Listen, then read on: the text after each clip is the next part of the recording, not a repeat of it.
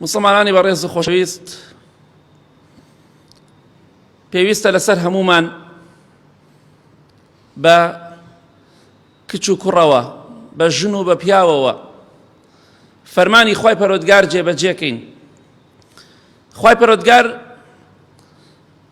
لە حەدیثێکی قودسیە دەفەرمێ: يا عبادي إنكم تخطئون بالليل والنهار وأنا أغفر الذنوب جميعا فاستغفروني أغفر لكم.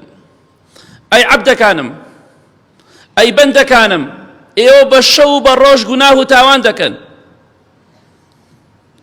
بەڵام من لە گوناهەکانتان هەمووی خۆش دەبم، بۆیە ئێوە داوای لێ خۆشببوون لە من بکەن بۆ ئەوی لێتان خۆش بم.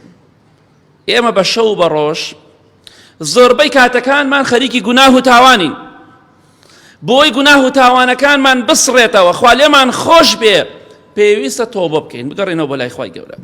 ئەی ئەو کەسانەی کە ئێستا تۆبەتان کردووە بەهۆی مانگی ڕەمەزانەوە، تەوبەکەی خۆتان مەشکێنن، بەردەوام بن لەسەر تەوبەکردن و گەڕانەوە بۆ لای خوای پەروەردگار. خوای گەورە فەرزی نەکردووە لەسەر ئێمە تەنها مانگی ڕەمەزان تۆبە بکەین، تەنها مانگی ڕەمەزان عیبادەتی خوا بکەین، تەنها مانگی ڕەمەزان خواناز بین. یەکێک لە بەربوومەکانی تەوبەکردن گەڕانەوە بۆ لای خوا، بەڵام گەڕانەوەی کاتی نا، گەڕانەوەی بەردەوام، گەڕانەوەیەک بەردەوام لەگەڵی دابێ، هەموو تاوانەکانت دەسڕێتەوە. خۆشەویستی خوا صلى الله عليه وآله وسلم دەفەرمێ: التائب من الذنب كمن لا ذنب له. ئەو کەسەی بەڕاستی تۆبە دەکات لە گوناه و لە تاوانەکانی، وەکو وایە گوناه و تاوانی هەر نەکرد بێ. ئەگەر پڕی ئەم زەویە گوناه و تاوان بکەی بەبێ حەدیثی پێغەمبەری خوا صلى الله عليه وسلم، ئەگەر بەڕاستی تۆبە بکەی بگەڕێیتەوە بۆ لای خوای پەروەردگار، تۆبەی ڕاستەقینە بکەی، ئەوەی حەقی خوا بێ، یەک دانت لەسەر نامێنێ، یەک تاوانت نامێنێ، وەکو وایە گوناهت نەکردبێ و تاوانت هەر ئەنجام نەدابێ.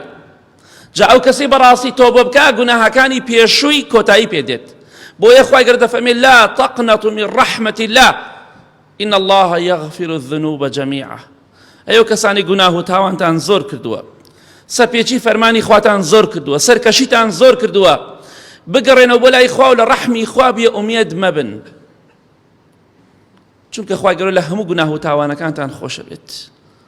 بۆیە هەرچەندە گوناه و تاوانت زۆر بێ، شەیطان گومڕات نەکە، شەیطان بەوە فریوت نەدا بڵێ تازە بەخوا خوا لە تۆ خۆش نابێ. نەخێر، خوای گەورە لێت خۆشە بێ و گوناهەکانیشت هەمووی دەسڕێتەوە بۆ مەرجەی بەڕاستی تۆبە بکەی.